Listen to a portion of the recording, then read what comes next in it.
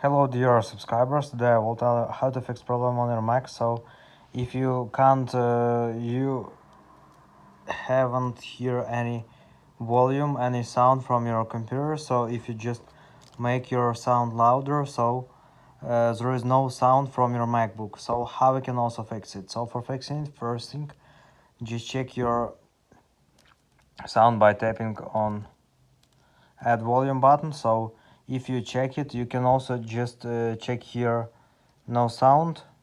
Just check if you turn on sound. Also you can try to if you connect some headphones, so just disconnect them.